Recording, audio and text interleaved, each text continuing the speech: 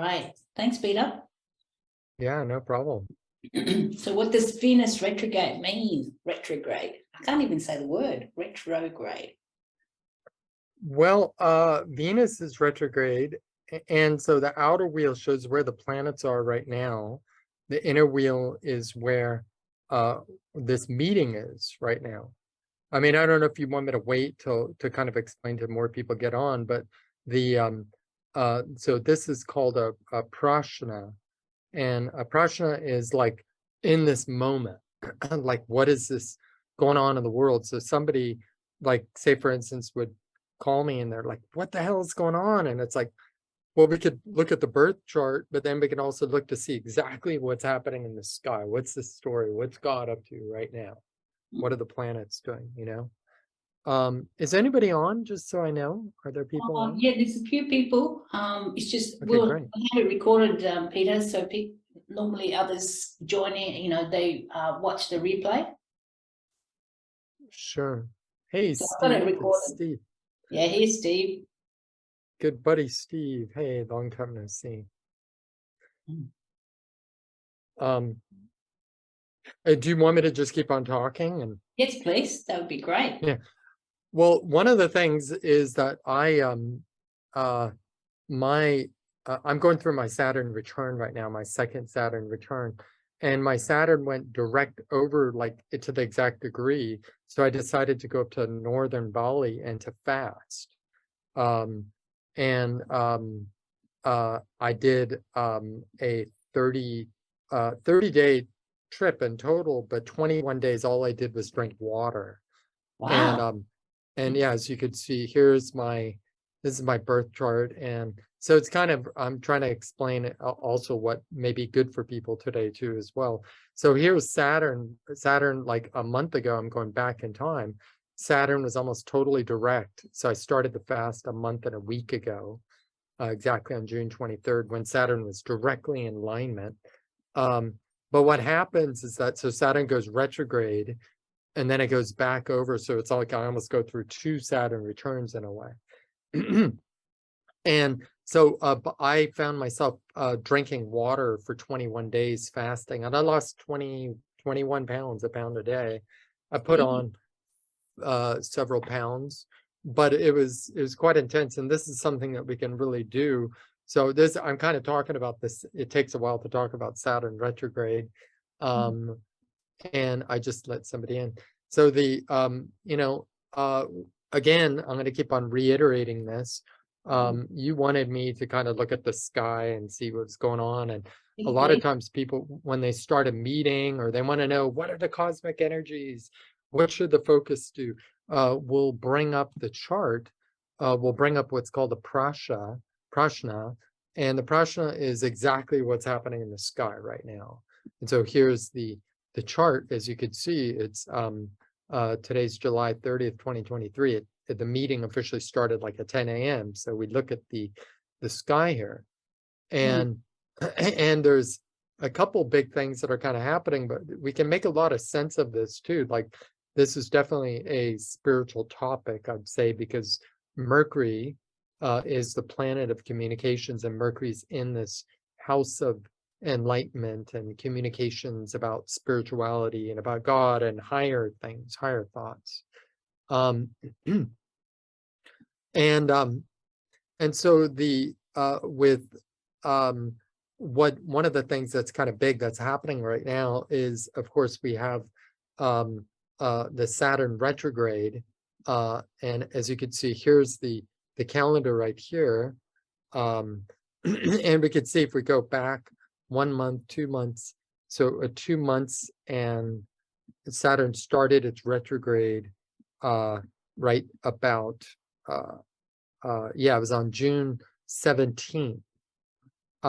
Saturn went retrograde. Now Saturn goes retrograde. It takes a while for Saturn to move through the signs, 2.5 years, of course. And when I go month to month, like here's July, August, September, October, November, it's not all the way until November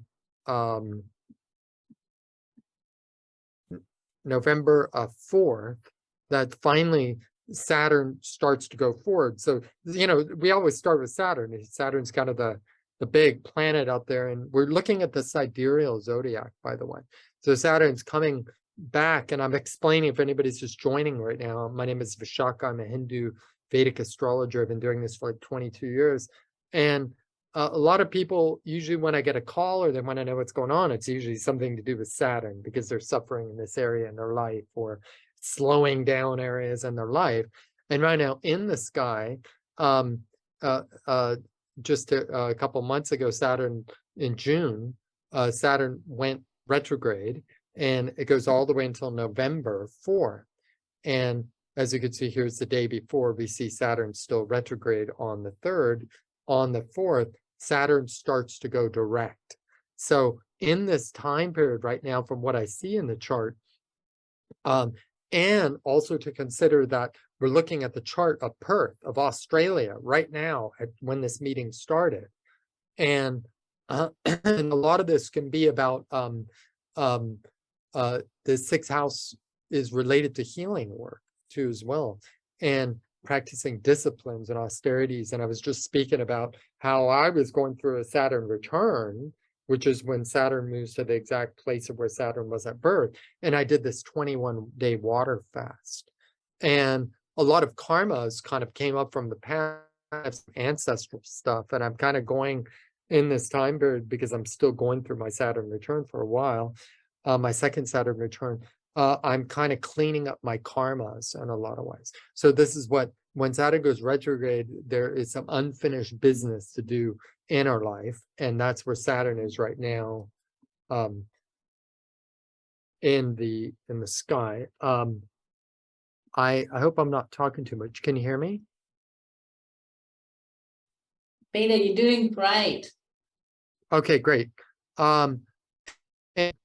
And so and what I could say by looking at the chart, and so this is, I keep on going back to it because Saturn's like on retrograde. Did we forget anything? Okay, I go for it, I start talking about, and then we keep on going back to talk about the conversation. So there's like this refinement of our karma. You'll notice in some area in your life, wherever your Saturn's placed, that we've had to kind of take a step back, whether it's in relationships, finance, communication, or health. Any of these things, and kind of step back and say, what did I do wrong, or what can I do to make myself better? And one of the best things that we could do when Saturn's retrograde is to do discipline practices, having a strong sadhana practice, fasting, cleansing, purification. And so if Saturn's in the 6th house, this may be kind of part of the topic, but it's more about Saturn's in the 6th house where the 11 is. The 11 is actually the sign of Capricorn. Let me pull up another chart right here. Capricorn, excuse me, here's Capricorn. So Saturn's in Aquarius in the 11th sign going retrograde right now. And this is the 6th house right here. And this is a house of health, healing, wellness. It's also considered the house of our enemies too as well. So when I want to look at like, what is this conversation? What is this subject? That will look to see where Saturn is. And as Saturn's going retrograde in the 6th house, that maybe part of this conversation or this communication is, how do we transform our past lives? How do we transform our ancestors, our ancestral healing? And it's definitely related to healing and spirituality too as well. So this is kind of the, interesting enough, on the other side of the sky, we have Mercury in the ascendant. Mercury is the ruling planet, which is all about communication. So the main theme today is communication, right? But where's Mercury placed? Mercury is in this 12th house of spirituality, hidden things, unknown things, distant lands. It's a house of moksha, like liberation, like enlightenment. And so part of our communications today is about these spiritual subjects, more or less. And that's what the parashuras kind of give us some direction to help us understand these things.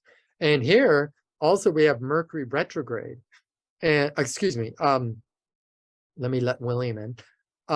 So just again, Saturn's retrograde. So here I go. I see somebody joining, and okay, let's start from the beginning. I'm doing a parashara. We're refining the sky to see exactly what's happening in the sky right now. And as you can see, Perth, Australia, 10 a.m. Sunday. And the parashah kind of shows us what this conversation's about. And I just spoke about Saturn in the sixth house, where it's part of purification, cleansing, healing work, because that's the nature of the sixth house. The 11 is not the house. This is the sign, Aquarius. Saturn's going retrograde all the way until November 4th, and then it starts to go direct. So in some area in our life, there is some unfinished business, wherever Saturn's placed typically. So it can be really spot on in this way. We're going back, we're reconsidering our health or our relationships or whatever it is. And it's almost like we're having to go back in time. It's like Saturn gives us this opportunity to correct things.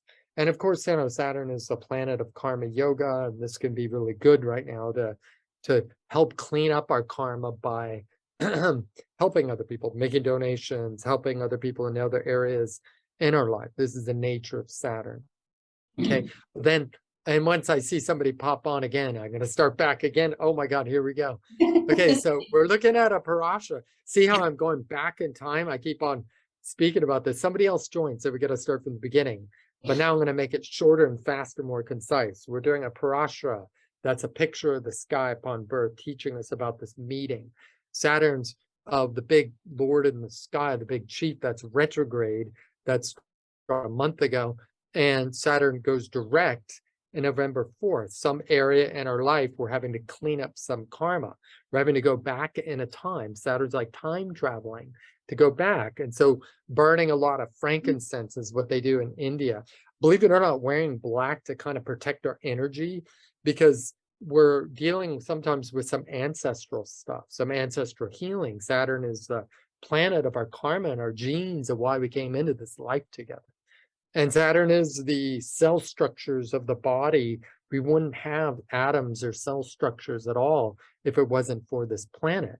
So somehow we're cleaning up our own karma in this way. And so in this time period, that you may find that you may have to be going back in your life somewhere. Like maybe Steve, maybe somebody's written a book and they got to go, oh my God, I could have done it differently. Well, let's go back and figure out what we need to do, how I can better do these things to re-accomplish whatever it is that I'm trying to do. Oh my God, so somebody else joined again. So let's start from the beginning. So this is Saturn retrograde, the constant refinement going back. This is a parashara chart. The parashara chart shows us in the moment is what it's called. And the more that I explain it all the different ways, it's like, okay, stop speaking about that. But then this is the nature of Saturn. No, we have to keep on learning these lessons until we finally learn it. Kind of like the Bill Murray movie Groundhog Day, where he keeps on waking up and every day somebody else joins a lesson. So he needs to repeat from the beginning again. The alarm goes off. I don't know if you ever saw the movie. Perfect example of Saturn retrograde. Very much. But Saturn is in the sixth house according to this meeting at this time, the Muhurta or the Prashna. And what it is, what I see, it's definitely 100% on ancestral healing. One of the things that I said that I didn't say, now the more that I talk about it, the more refined I can be about this. And this is very important because Saturn's making all of us have to go back in time to learn about something. And the nakshatra down here, if everybody could see, this is really, really important because Saturn's transiting. It will be for another, I think, like 4 months or something like that. Let's see, will it be transiting in 4 months? So many things to look at. Yeah, it'll be transiting just for a couple more months in this nakshatra that's called Shatabichak, which is called 100 healers, right? And so this is interesting. What are we doing right here? I don't even know about the meeting, but I can only imagine Shatabichak is called 100 healers. And in this part of the sky, people are, like if the moon is in Shatabicha, they're a physician and they use all these different healing modalities, maybe based upon psychology. That's the nature of the moon. But we have Saturn in Shatabicha. Saturn is about 100 different ways to heal our past lives, to heal our karmas, to re-refine things. And oh my God, hopefully nobody's going to join the meeting again. So I have to go back and explain this again, because this is getting frustrating, but this is the nature of Saturn. And this is why some area in your life, we may be frustrated if we do not accept things the way that things are right now. Whew. And it's a lot of work.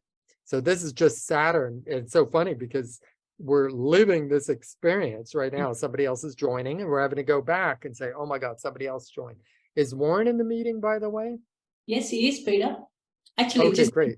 Just to share with you, William was going to share today about understanding light and dark from duality in warfare. So it's kind of Beautiful. with what you're saying. Yeah. Oh, and could I say, I'm gonna just how many more minutes do I have, or am I just in the background? Got the floor, Peter. Okay, great, because I think we could actually integrate it, because see, the thing is Saturn's going retrograde, and Saturn is both the dark and the light, because Saturn is our commensurement of our suffering, our depression, our sadness, our, oh my God, death. Saturn is colors the actual cosmic light spectrum from Saturn, according to Vedic astrology and Jyotish, is black. And so Saturn is death and all these horrible things. But at the same time, Saturn in my astrology chart is my best friend, because Saturn teaches us about our discipline, about the structures in life, about acceptance that, hey, someday these bodies of ours are going to perish. We're going to die. And are we doing the right thing in the moment? How do we live forever? Because with the good place Saturn, we could live forever. And so Saturn, even though Saturn has this more shadow side, this dark side, there's a very much of a light side to it, that Saturn is the only planet that gives us the discipline to get things done. That's why somebody has a difficult Saturn, sometimes they can be lazy until they figure it out, until they keep on learning these lessons. Or how many times do I need to suffer, like the movie Groundhog Day by Bill Murray, until I can kind of move forward in this way, you know? So it's a really beautiful thing. So this is really gorgeous that your William is going to be speaking about this. I do want to say, if it's okay, just a couple more things and to integrate, because I'm just talking about, again, the prashna, the muhurta of this moment of when the meeting started in Perth at 10 o'clock this morning. I actually have that chart in the sky, right? And the next thing I want to speak about is, just in a couple days, we have let's see, let's go forward. Oh, by the way, and here's Saturn now starting to move forward. As you can see, Saturn goes direct from where we are today, and then we just kind of move forward. Whoops, that's all the way in March. Let's see, let's go to July. So one thing that I'll say is that it's a very important full moon that we're having. And the full moon kind of becomes our homework assignment, you know, for the next 30 days. Because when the moon is full, these are the lessons that we learn, right? And the full moon is in Capricorn. And it's, let me just pull something up, Cosmic Insights. Yeah. The full moon is in Capricorn, and it's in this this star that is called Shravana. Like if we could see right down here, we'll look at the transits. I don't know what I'd do without the software program. It would take me 5 years to just have this conversation, thanks to technology. But the moon is in Gestra right now, and then in 1 day, in 2 days, oops, wait 1 second, June, July, and here's August 1st. Yeah. And as you can see, the moon, this is the transits, the moon is in this nakshatra in Capricorn that's called Shravana. Okay. Shravana is in the sign of Capricorn. I just want to quickly share something else. Thank you so much for this patience. And again, what we're doing, we're looking at a parasha to see what is the theme of the sky, like what is God saying right now in a lot of ways, you know? And it's very significant because just on the 1st coming up, really soon here, we're going through this this full moon. And the full moon is in, I'm pulling up this screenshot right here. So these are called the Vedic stars, or the Vedic nakshatras. I'm sorry, I'm not reading anybody's messages right now, but I'm just trying to show you this imagery. So these are what I call the nakshatras or the Vedic stars. And this is one of my favorite nakshatras that the moon is going to be. And this explains the theme for the next 30 days, or the energy that you're like, God, why are so many teachers coming to the surface? You know, we're listening. This nakshatra is really one of my favorite nakshatras. Here's Shatabija about the healing work and things. But Shravana is the star of learning, and it represents the ear, and it represents to listen to. The deity associated with this nakshatra is called Saraswati, the goddess of wisdom and teachings of learnings, right? And Shra means to hear and to learn. So in Sanskrit, shru, like Shravana. So basically a lot about what it's about, and this is just interesting things that we can look at, but to kind of get to the point, this nakshatra and what I see when the full moon commences is spiritual discourse, because Shravana is ruled by Saraswati, this god, who is about listening. And also, so when we teach or we do spiritual discourse, and whether we're teaching a book on our writings, we may think, how about if most people who write books, eventually they have a course on how to teach the things that they wrote. You know what I mean? And so this may give us some insight in whatever our passion, whatever that we're doing with this retrograde going back, to relearn this knowledge and information, to go back and listen to your reading I gave you, or to go back and to visit a spiritual teacher, you know, like you guys. What you're doing is very much the energy of this nakshatra of Shravana. And so just wanted to kind of share that. The imagery is really beautiful of Shravana too as well. Saraswati and Vishnu are considered to be the main deities, or the main energy, which is learning and wisdom and protection in a lot of ways. So this is the symbol of the next 30 days that we move into. Let me quickly pull up the chart. And then I just want to, you know, of course, people may have questions or anything like that, but the last thing I want to talk about is, of course, the burning question, Venus retrograde, right? And if we look back, it was 1, 2, 3. Yeah, it was just right on July 23rd, Venus went retrograde. And so I've talked to friends of mine and people that I've known. When I know Venus, of course, Venus being the planet of love, an old relationships come back, things from the past, because when Venus is retrograde, people have a tendency to think about the past, and it's like they can compare. We have to be careful of that, because you can sabotage our relationships. And that's why they say be careful in Venus retrograde. And some of that I've seen it. It's like, well, yeah, we were eating dinner and then an old girlfriend came up and we had this long, passionate hug. And the hug was so amazing that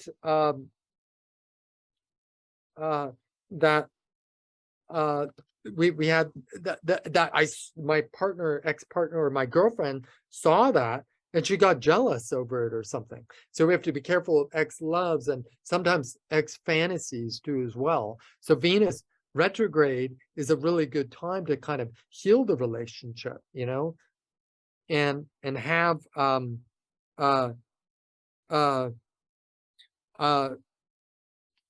have the our, how should I say, the wisdom right now. You know, the moon is in Shravana, having the wisdom and listening to, like, it's almost kind of like, you can look at the menu but don't order, or we can listen but we don't take action. This is a time period of really absorbing wisdom in a lot of ways. This is the nature of this moon. And we also see Saturn retrograding in the 6th house, having to do something with karmic clear up and karmic cleaning from the past. But then we also see that part of this Saturn's directly across from Venus in the sky. So maybe kind of healing our past, our genes, our genetics, our unhealthy shadow sides, to heal something deeper in our marriage, our partnerships, and our relationships. So we've got to be careful during Venus retrograde, yet at the same time, it can also bring us closer together, because we can look back and we can say, you know what, I made a commitment with this person. I love this person so much. And so that's kind of the beauty of the Venus retrograde that takes place in Leo. And look at this. So here's Venus retrograde. I'm going week to week. 1 week, here's July 30th. We could see Venus, how Venus is going back into Cancer, all the way back into Cancer, where Venus can be kind of this emotional outburst. We got to be careful during this time period that we don't disrespect the ones that we love, but also that this can be a great opportunity to love the ones even deeper in our lives, right? So look at this. Venus goes all the way, oh my God, it's like September. Venus transits, all the way until till September 4th, 2023, and then Venus goes direct. So we're also kind of like what I was saying about Saturn, that we're looking back in the past. We're also maybe reconsidering some things that happen in the relationships, and we got to be careful about that, because we always need to go forward. You know, when we bring things in the past, we only kind of hurt ourselves. So this is kind of the 3 big conjunctions that I see, and my God, there's so many more things happening. Jupiter being in Aries is really good to do rituals with fire, like fire pujas and things like that. And burning up old karmas is part of the spiritual work. So it's a really active time for rebirth for spirituality too, as well. I can talk more. Let me kind of, I don't know if I should read these messages or anything. Oh my God, a poll. Yeah. And so that's another thing, is that what I noticed, thank you, Warren, that not only are we all kind of going through this ancestral stuff, we're kind of having to go back in these past lives right now. And when I see somebody's chart and they have Saturn retrograde in the chart, and if it's in a particular house and it's causing a problem, I say, oh my God, you got to do past life regression therapy. Or something kind of similar to that is forgiveness, baby. Oh God, I forgive everybody. I forgive the bloody world, you know? And through forgiveness, we're able to heal things from the past, but it's almost like past life forgiveness through being present by forgiving in the moment here, you know? So this is really young and juicy and strong and energy that we can create in our life, because once Saturn goes direct, again, we're going to heal something in our life. And that's what the chart shows me, because it's all going on in this Mahurta in the 6th house. It's almost like if a baby was born today, right? And I had to do a reading for the planet to say what was going on in the world.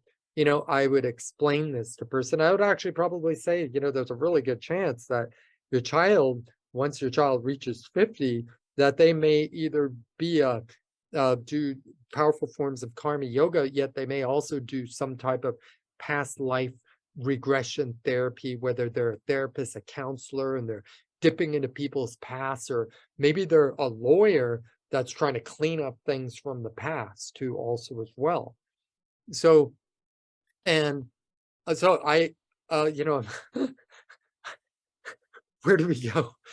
This is so funny, because it feels like I feel like I'm in an insane asylum or something, kind of talking to myself. It's like, oh my God, like, God, are you there? Somebody talk to me, you know? Because usually when I do readings and stuff, I have feedback and somebody's going to say something, but this is totally cool. Let's see. So, thank you. I'd love to come on a regular basis. Anything I can do to support, especially during this time period of my life, going through my second Saturn return, where I did a 21-day water fast in northern Bali, where I live. So fasting, cleansing, purification, burning frankincense, right now can be really good for this Saturn period. Like having a disciplined practice to say, that's it, I'm going to the gym. That's it, I'm going to heal myself, right? And also in Venus retrograde, that's it, I love you. I'm going to renew your vows. It's probably not the best time while Venus is retrograde to actually renew your vows, but you can start the ball rolling. We could start, dedicating our love to our partner and such. And if somebody else comes in the past, be careful about that, because I've seen so many couples breaking up. Oh my God, guess what? Saturn's retrograde and somebody just came in. So, hi, my name is Vishaka. We're looking at a parashara. No, we're not going to go through the whole thing again. But the parashas are really powerful charts, because we can see all the planets, what they're doing, but we can also see the houses that are related to this conversation right now, which is the Saturn retrograde, going direct after 4 months, and things, we clean up our karmas.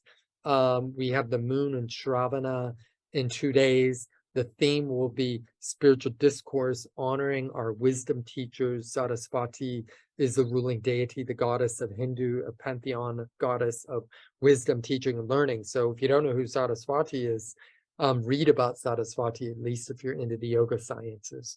And this is a spiritual topic. The ascendant is Mercury. Mercury's placed in the 12th house of this subject. We have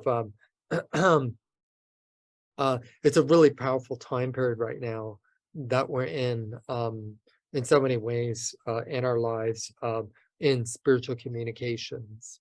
And it's interesting because I think a lot of people are finding a lot of alien discoveries. People are saying it's been kind of the topic and theme in the news recently as well.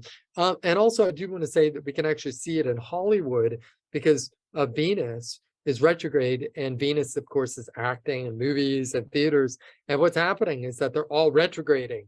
They're picketing. They're saying, forget it, we don't want to do this. All the movie companies are worried right now because everybody's on strike. So we can see when September 4th, when Venus goes direct, that they'll probably make a deal about it. And it's interesting to see that they're working on it right now, because Venus is with Mercury. And this is another thing that we can do in our life, is start making agreements with our partner, or good communications with our partners.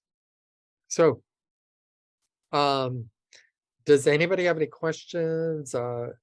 Warren, anybody? Grace? Should I just... Oh, just keep going, Peter. Honestly, it's brilliant. I'm listening fascinated. And when I spoke to you about this week, when you said about Venus starting 22nd of July and how new past partners come back in, I told you within a few days it happened. And then you said to me, but the retrograde ends on the 3rd of September. And you may remember I told you about my girlfriend. I just found out from her yesterday, but she can't see me until the 3rd of September. Wow. So there you go. Yeah. Yeah, these are the things that we see, the synchronicities in life. So, the charts are so badass, they're so cool, because it's like, it's a multifaceted jewel. And we're not just looking at one planet, but we're kind of looking at how they all kind of make sense together.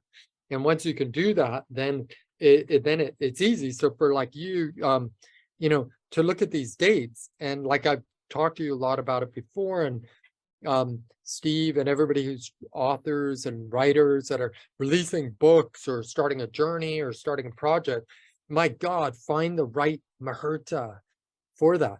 And I want to say that this is such a great Muhurta today.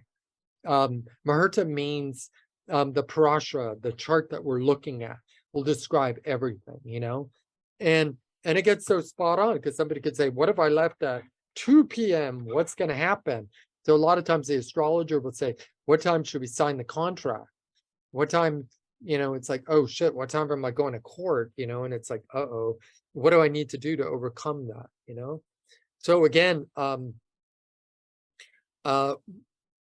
we we know that, I'm waiting for somebody to get on the call right now, and then I gotta start all the way from the beginning again, and that's Saturn retrograde. And what happens is that we get frustrated. I know. Okay. Somebody mentioned that. Yes. Please, somebody else drop into it's. Somebody said, no, we'd rather not. I'm not going to go into it again. We miss Warren too and want to hear lots more for him. So, but Warren, you're at the same time saying, no, keep on talking. So I'm kind of like, this is Saturn retrograde. It's like, okay, I'm not going to go back into it. Could I find something else that I missed? Could we go back, and is there something really important that we need to know right now? What is the essence? Oh my God, somebody else just came in. So so that's, I guess I want to be honorable and respectful of other people's time. And the last thing I want to speak about, and I'm happy to go on and on about it, but the Atma Karaka is the planet that holds the highest degree, is the purpose of this chart. And really what it seems is Jupiter has 19 degrees in Bharani Nakshatra. And Jupiter is, the Atma means the soul, Karaka means purpose or desire. And what it shows me is that our spiritual work through transformation. Jupiter is a spiritual planet. It's in Aries, and Bharani is the nakshatra, this Vedic star that has to do with the rebirth.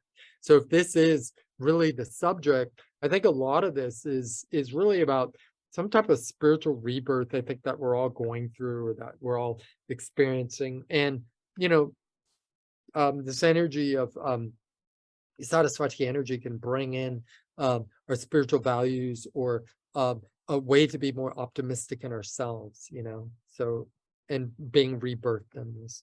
So anyways, I'm going to leave it at that. Warren, do you want to interject, or, because I don't want to feel like I'm taking over the conversation. I'm happy, as you're talking about, to say, Vishaka, what do you think of this? If based upon your conversation, you know what I mean? Or William, or anybody who's going to go. I think you're doing a great job, Peter. It's just that, with your charts and all that, I mean, for myself, I need lots of explanation. So I was just really listening into every word you were saying, because, again, it's a new language for me. And I don't know about others, but, Nakshatra and all these names, Yeah. I have to really head around it. So yeah. I guess that's why we're quiet kind of thing. And it's great to, it's a very much a mind shift, I guess, listening to these things. And it's making sense for everyone. So it's great. I mean, well, I think that's a whole key. It's like, how we learn something is that when we're learning a language, we keep on doing it over and over and over and over again, like Groundhog Day, and that's what Saturn's doing. So this is a great time for learning, according to this nakshatra, where we kind of listening over and over, and then we just get it. Then one day we just start speaking French, and that's what we're kind of doing, because there's no other way to explain it. And so, my wish is that, we can use, these sky charts. I think if everybody could do their own sky chart and look and see what the hell was going on in their own life, that the world would be in a much better place, because we'd use this ancient wisdom. And that's what Saturn retrograde is all about. Remember, I was talking about past life regression, digging back into the past, like healing our ancestral karmas, but also sometimes to do it is Saturn retrograde, which is ancient knowledge. And that's Saturn retrograde, holds the discipline of ancient knowledge and the wisdom behind that ancient knowledge, that I think, so we don't need to keep on learning these mistakes over and over again, like the movie Groundhog Day. So you nailed it right on spot. And this, like, I'm tripping out, like this whole meeting since I've been in, it's like, I can't even believe what I'm learning by speaking to myself. So thank you so much for that. And I'm super looking forward to hearing the rest of the meeting. And excellent. And you'll be sharing with us next week anyway, Peter. Yeah, I'll try to do it next week. I'm going to be in the Gili Islands. I'll message you, and there's a good chance that I'll have Wi-Fi there. Just need to make sure. So I've emailed the hotel I'm going to be staying on another island. So Excellent. Okay. All right. So if you don't want to go further, we'll get William to begin. Thank you, Peter. It's not that I don't want to go further. I always want to go further, but I'm just saying, like William or anybody else, if it's like, if somebody, feel free to throw me a ball and I'll see if I can catch it and make sense what it means in this vein. I'll be like the karmic counselor on the side here. And if you say something, it's like, oh my God, I won't bother you. But if you have any questions about anything, I'll be able to see all the different areas in life, how I could interpret that if you have any more questions as we go forward. That would be great. Anyone, please, if you've got a question, it also will help unfold everything for all of us. So be great if someone's got a question. Anyone got a question for Peter? Or what I also meant is that if William has question as he's explaining it, or Warren or anybody else during the conversation, that maybe we can tie it in with this chart for today also as well. But I'm open to everything. So you got anything else to say, Warren? Nope, I think it's brilliant. I want to hear more of Warren. Warren's trying to take the day off, man. He wants to put me to work. Absolutely. I don't have much to say today. I have very little to say. I think he was talked out yesterday, Peter. I did. It's actually my day off today because William's speaking. I have been so yes, I've just enjoyed listening to you and hearing William speak. So it's great. Your wisdom is brilliant. All right, William, come on board. Have you got any questions for Peter with your message?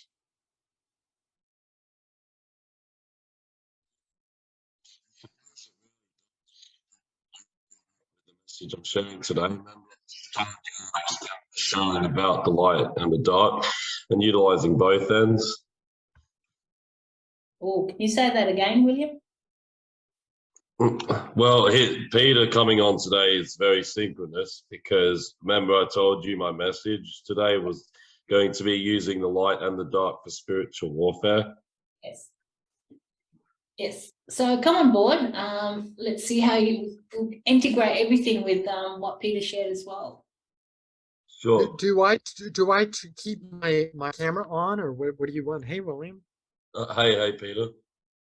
Now you can turn it off, Peter, if you want, or you can leave it on, whichever you like. Okay.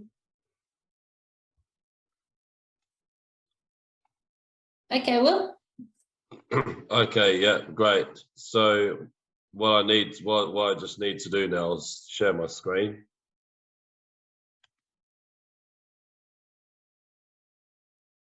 So Peter, if you could stop sharing real quick. Yeah, thank you. Sorry. All right, well, thanks for that message, Peter. That was very much appropriate for the times we're in at the moment. I mean, I myself have been feeling the Saturn energies of this month for sure. I mean, I even remember you, Warren, telling me about the Saturn period was going to come around July. And I mean, it certainly has. I've noticed things really ramping up. But anyway, I'll quickly just share my screen and get started.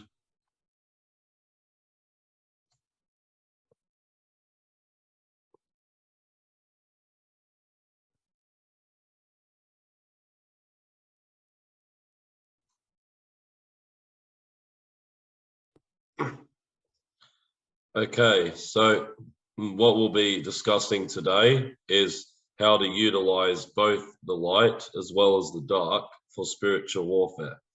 So let's begin. So I thought that I would use a couple of scripture passages to teach on this today. So the first one we'll discuss will be Psalm 139 verses 12. This is one that most people don't tend to kind of see or maybe not even know about. But anyway, as you can see here, it says, yeah, the darkness hideth not from thee, but the night shineth as the day. The darkness and the light are both alike to thee. So it means that even the scriptures are saying that the dark is just as important as the light, and one can't truly exist without the other. And what most people get lost in is that utilizing the dark doesn't make you evil or anything of that nature. It's the way you use it and your intentions is what counts. Because at the end of the day, I mean, the light, of course, that's in service of others and of something beyond yourself and more of a healing and bringing life. Whereas the dark, of course, that's more power, desire, and emotion. So too much of one or the other will be the undoing of your own life and life around you as you know it. Because too much light, and that will breed too arrogance and a false sense of security. Whereas the too much dark, of course, will breed evil and self-serving. So it's about walking in the middle of the two and using both without being consumed by the other. So meaning that we control the light and the dark and not the other way around. Because then by going with this balance, by going between the light and the dark type of thing, this is also how we can become like a true child of the Lord. And Jesus, of course, did that better than anyone, because as we'd seen, Jesus he not only was compassionate and very merciful to people in pain and who were struggling and who needed a way out, but people such as bankers and religious leaders of his day who tried to take advantage of a good-hearted folk or impose their will upon them, well, Jesus would just go after them, and they feared him greatly. So it's like even for us, right? It's a bit like a parent disciplining a child. I mean, they don't do it necessarily because they want to or because they take pleasure out of it, but because it's what needs to be done. And because otherwise, if you keep letting them play up, well, then they just will keep misbehaving and they won't learn any lesson until the whip is cracked. Well, then they'll just keep playing up. And I mean, we've seen the world today. I mean, it's a total fucking joke because there's definitely not enough cracking of the whip going on. And the big factor behind that, of course, is the lack of a spiritual or real church presence. But if we're to bring those back and bring in this new religion, then we must first become this church, and we must first become it ourselves, and that will then translate into the work and into the services that we actually do. And so, with the light and the dark, you really can use them both for just about anything. Because the light you can use to bring healing in those higher dimensions and in your life, other people's. But then that dark side is what keeps us disciplined. That dark side is what helps us to get shit done. Because, well, without the dark, then we would just be totally light and floating with our heads up in the clouds. Because that we need that darker aspect, or this human body, that will keep us grounded. So that way we're existing in two parallel universes at the same time, almost. And then this brings us to the next passage from the Bible, where it says, "For we wrestle not against flesh and blood." And we've talked about this before, but this one is just is important, because it's not just a great learning, it's also a teaching where it needs to be a constant reminder.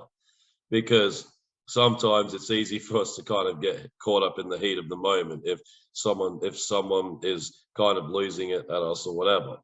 Because ultimately, if we're ruled by our emotions, or if we bottle them up, well, then that brings us out of our power, and it brings us into fear.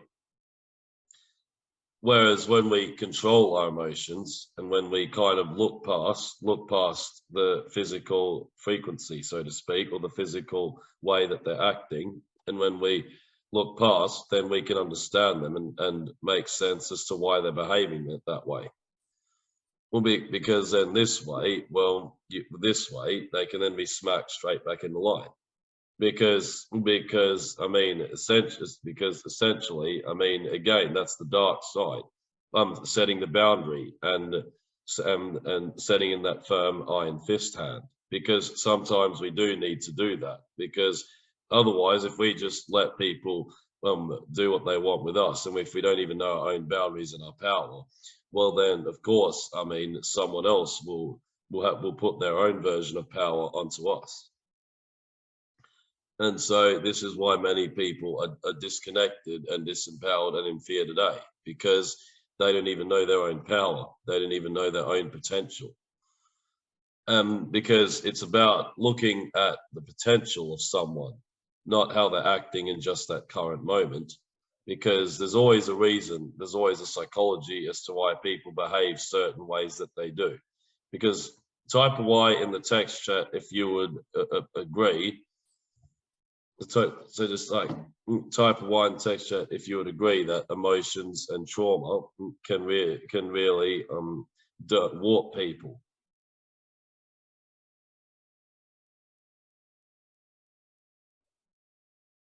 And that it can really mess with people's head and psychology.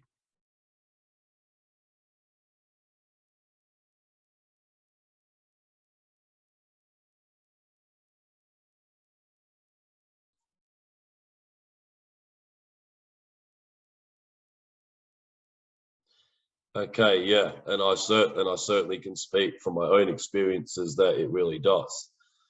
Because at one point when I was going through my own turbulence and my own bullshit, well, until I actually shifted the issue at hand and allowed myself to become more balanced within and start to work on that, well, then I was totally overruled by my own anger and rage for a while. And no matter what I tried, I couldn't get it under control. So it wasn't until the trauma, the emotions at hand were dealt with that I was able to truly shift from it. And I'm sure that you would remember that, Warren, when I was about 13, when you did that healing on me, which healed me of my depression and my suicidal thoughts, and which was what even got me onto this type of journey. I do. I really remember that. It's very effective. Yes, because and I remember it was like an instant miracle type of healing at that period. Yeah, totally. Yes. So on here, when it says we wrestle not against flesh and blood, so of course what it means is it's simply saying that we don't actually fight against people. What we're going against are rulers of the darkness of this world, against spiritual wickedness in higher places, higher powers, higher principalities. So it means that some way or another, there's always like a spirit or always something behind the way someone acts. So for example, if someone was falsely accusing and trying to get someone convicted without proof or whatever, then that would be like the sons of Belial as an example. And then in another one, if it was about slavery, well then that would be Pharaoh. So there are as well as the ascended masters who each have their different roles and paths to play in theirs. There's also there is also the darker aspect, that there are also darker beings who have their own authority and rules that they follow as well. And the minute that they have the slightest loophole or opening with someone, well then they're going to jump right in there. Well, because then this way they can keep the person trapped in fear, keep them trapped in their own torment. So then, well, of course, when someone is vulnerable, then it's easy to control them, because ultimately that's what they go for, is power, is domination and control over people. But and then because then the other thing to realize when utilizing spiritual warfare is you definitely want to be knowing what you're doing, because it can be extremely dangerous. especially when you deal with live entities and live dark lords, because you need to make sure you're really in a clear state of mind and that you're really healing and working on yourself as you do it. Because otherwise, if you don't, well, then the slightest opening that they can then get in, and then they can do as they please to you. And of course, as they please, that's not something you even want to imagine. So really, it's about becoming mentally and emotionally strong too, because when we have emotions come up, it's okay. And if you are an emotional person, like I know I am, it's okay. And embracing emotion is not a bad thing, but being consumed by our own emotions, it is, because we don't want to be a victim to our own emotions and our own trauma. Well, we definitely do not forget the lessons that we learned from them, but what we also make sure of is to release the emotional weight that comes with that. And so when emotions come up, well, we face them. We don't put them away or just allow them to totally take over, because some way or another they need to come out. And emotions, you can draw on them for a greater strength, because they can make us weak, but they also can make us stronger, especially as a healer, because it would be that love and that compassion for the people and that hurt and that pain we feel when they're in pain that can really help us to truly heal and transform the life of somebody else. But same kind of deal. Until we put ourselves first, until we heal ourselves first, well, we have no business trying to do that with other people, nor exercising into spiritual warfare, because it's important that you really know what you're doing, especially in these times with the Saturn, as Peter was discussing, because with those Saturn energies, and I remember you talking to this about to me, Warren, for a while back, with the Saturn energies being that the darker, being more crazy and all.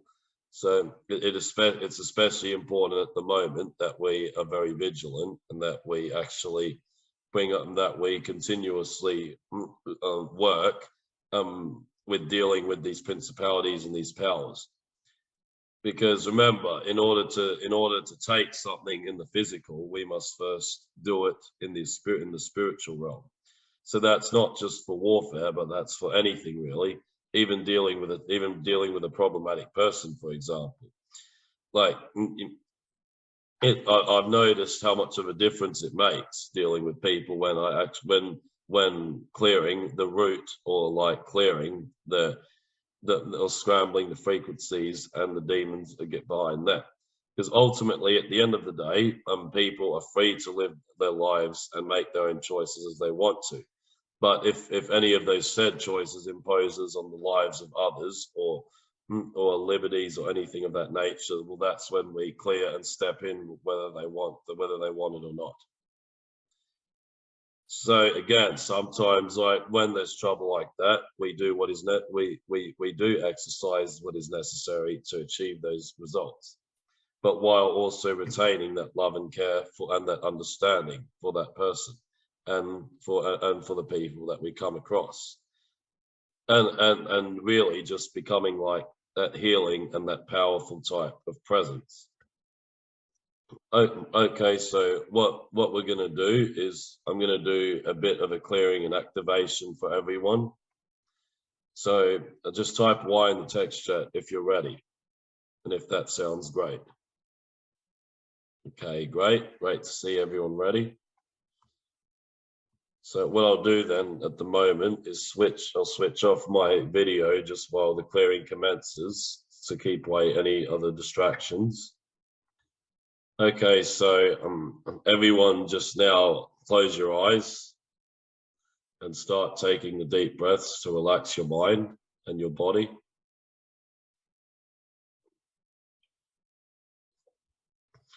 And Grace or Warren, feel free to assist me if you feel led to as well during this clearing and activation.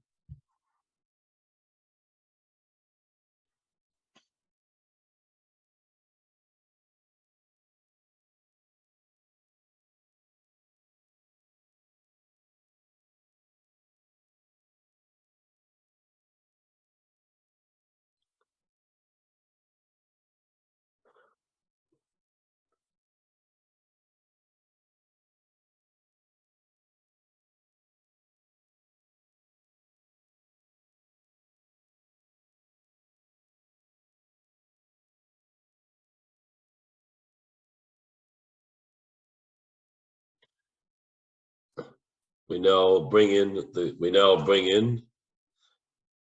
the golden vortex and spinning tornado going clockwise in the bright white crystalline pyramid surrounding me and each person here.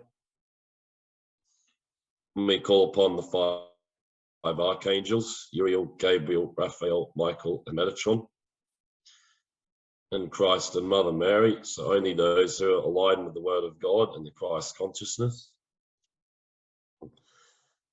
And we clear and repel any false spirit guides, negative energies, outside interferences, unhelpful entities, or anything else related to be fully cleared out now. And we give love, thanks, and gratitude to all beings that are currently present.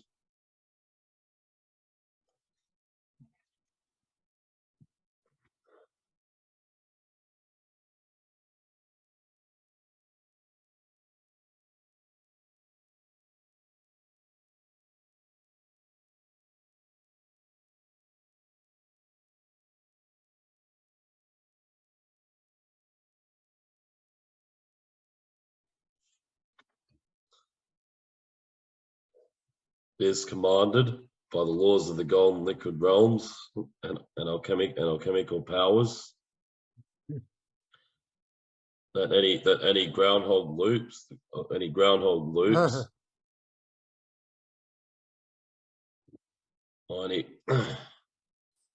any dark shadows around that is cleared and released as from each person here and from the earth.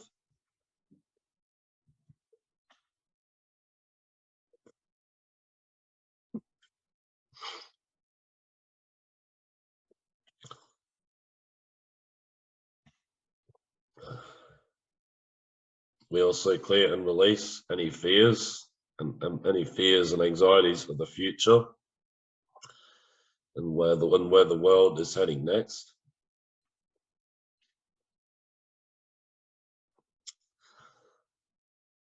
And we also cut and sever any ancestral cords and karmic sins as well from our ancestral lines and from the earths.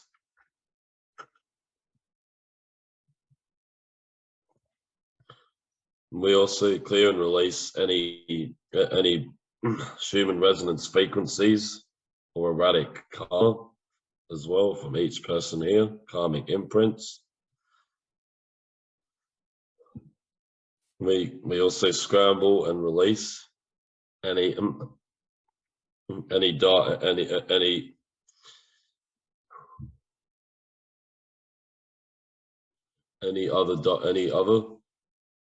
karmic imprints as well. And we activate this release and clear any torment as well from each person here in the mind. And we also clear and release any negative patterns and associations in the dream realm, in the fifth dimension, with everyone's sleep.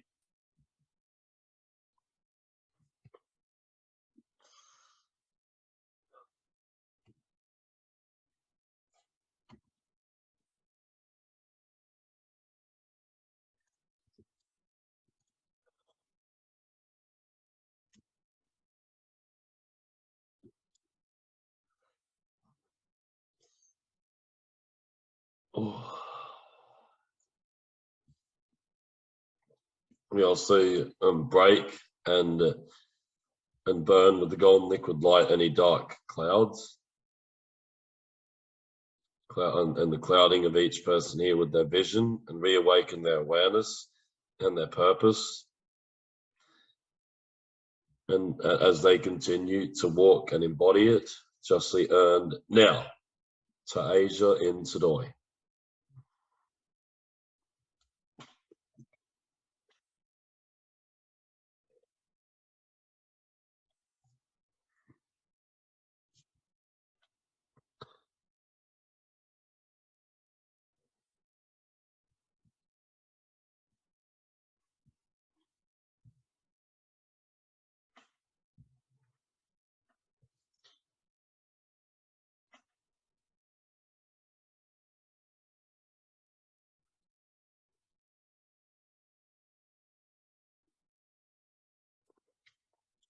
bring people into that centeredness and that balanced state and activate them into the middle of the light and the dark. And continue to balance out and release within their own light and darkness, within themselves, and the environment and the people around them.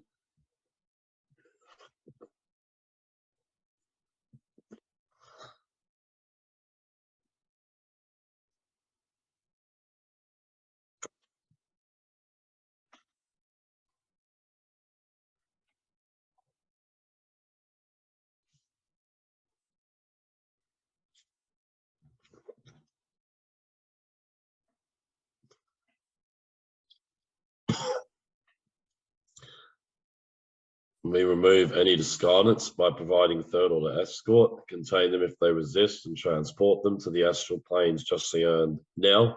And we close any portals or wormholes in the auric field also. We now combine by the laws of the golden liquid realms that are chemical powers, that each person here be activated into the best versions of themselves. Be activated with their DNA, every cell of their body, their chakras, their auric field, and every core of their being justly earned now. We now infuse and translate the higher frequencies into each person here. And clear and smash any blockages or sabotage stopping them from coming through. And clear out any other ids or traumas, bring back the golden soul fragments.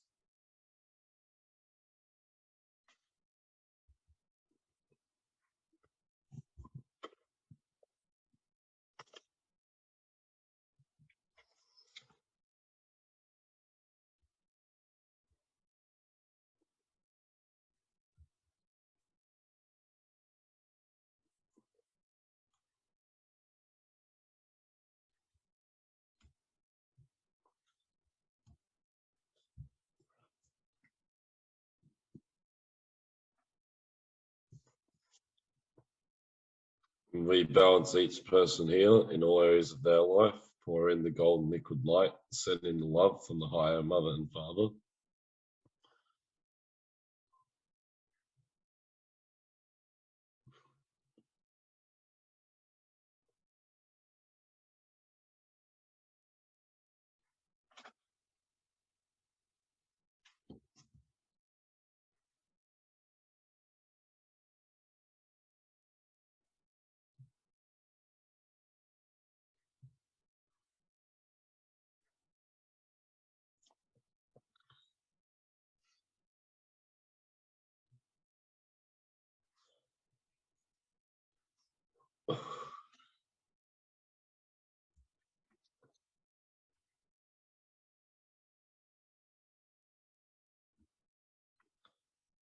Bring people to that spot, bring each person here into that state of staying in the moment while also planning for the future.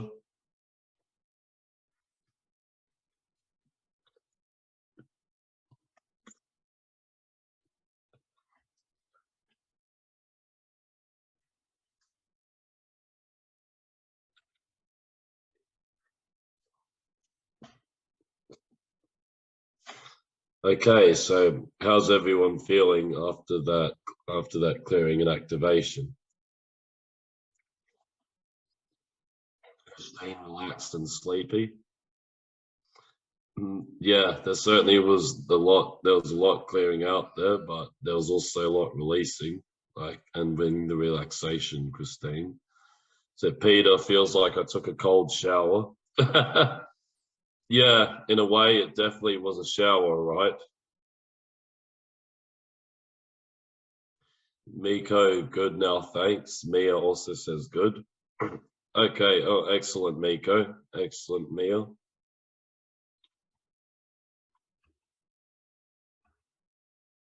So Fiona, I had some pressure come on my head during the clearing, but it has gone now. Yes, so well, it sounds like there was a bit clearing out. I'm coming up there, Fiona, and clearing out. Aiden, heaviness still clearing. Yeah, I do still sense that there's the clearing is still happening for some of you. So if so, just continue to allow it and allow the release. And then those who it has settled for, so just take a glass of water and just to integrate the clearing and the activation.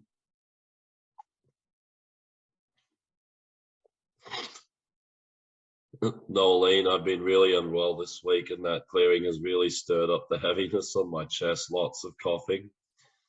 Yes, well, that clearing, it was certainly accelerating and really moving a lot.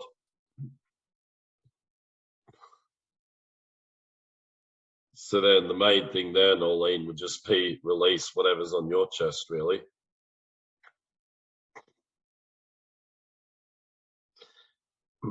Okay, so what about you, Grace and Warren? Did either of you pick up anything particular during that clearing?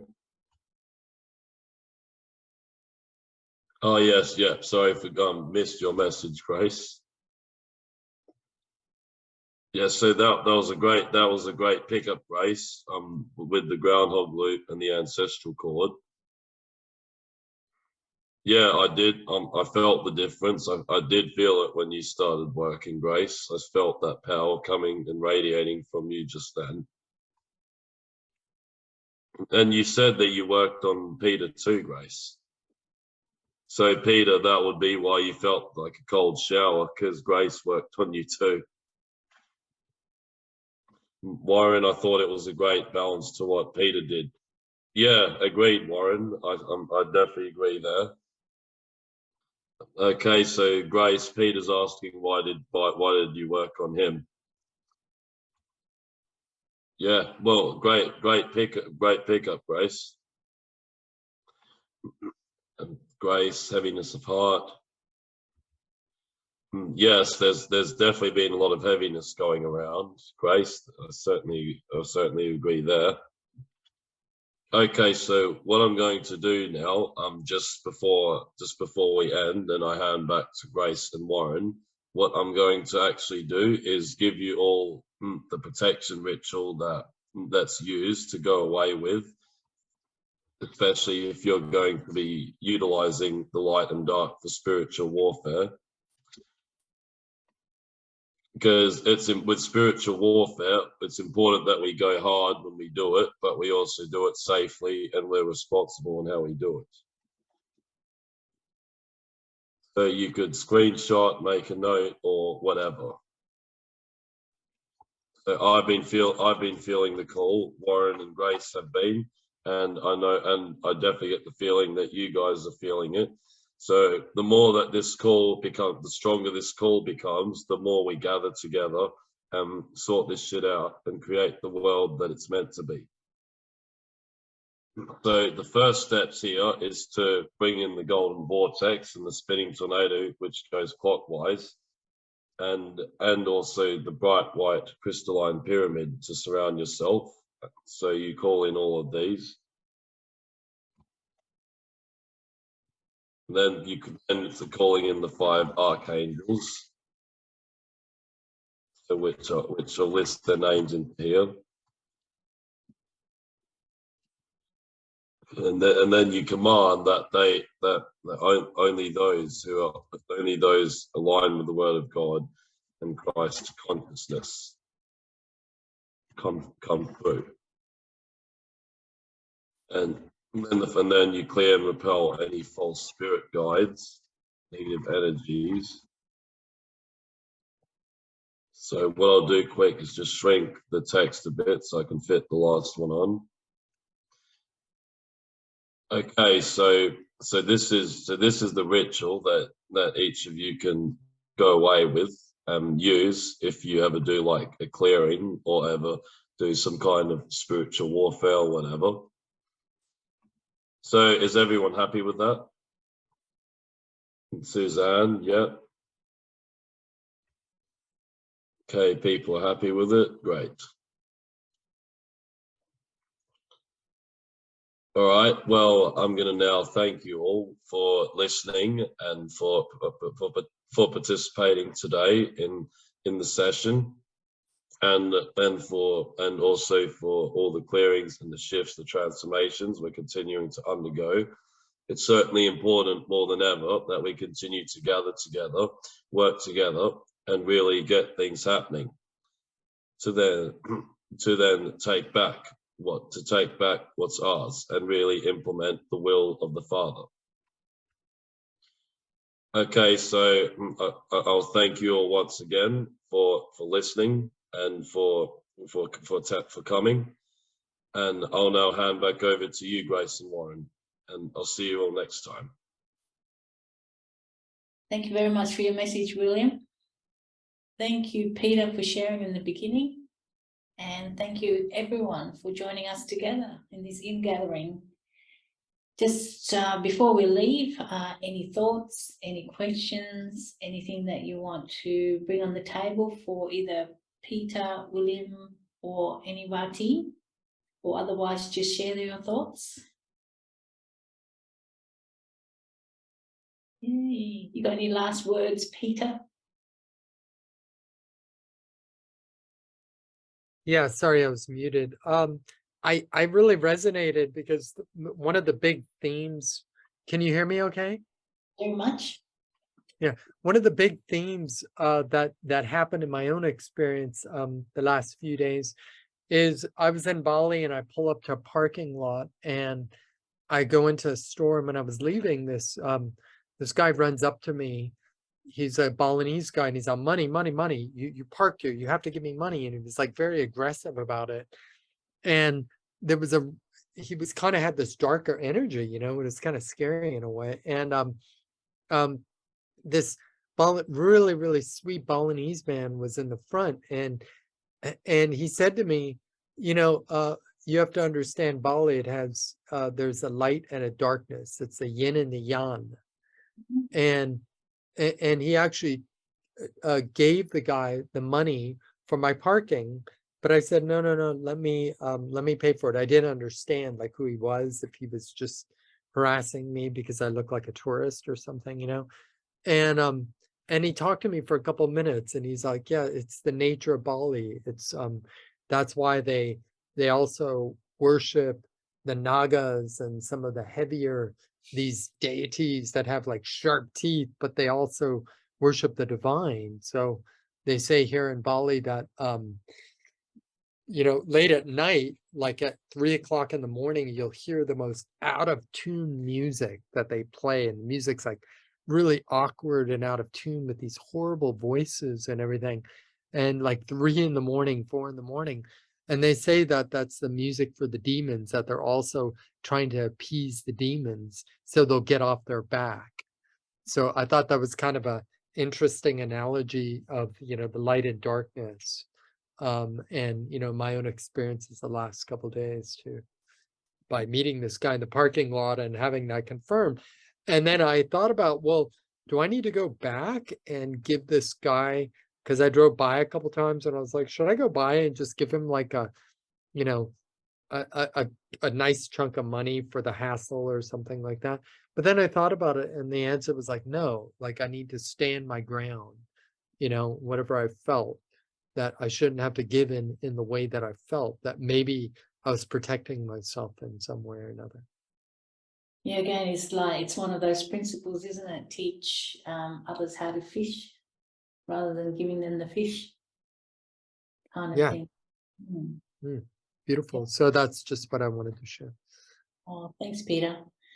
I love Bali for that reason. There's kind of yin yang, there's two extremes, isn't there? There's a gentle Balinese, and then there's that teeth roaring kind of demon that they fight, and kind of the clashing of the two.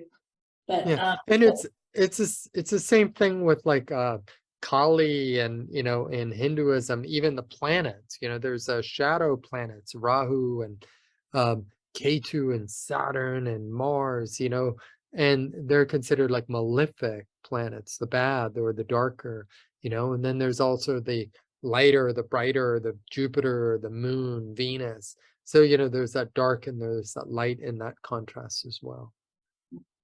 Well, it's beautiful. Well, speaking of contrast, thank you very much. We'll end it there, and wishing you a wonderful day, or the last few hours of the weekend. Again, thank you, Peter, and look forward to listening to you again next week if you can. Sure. So for everyone, we'll catch up with you another time. Thank you.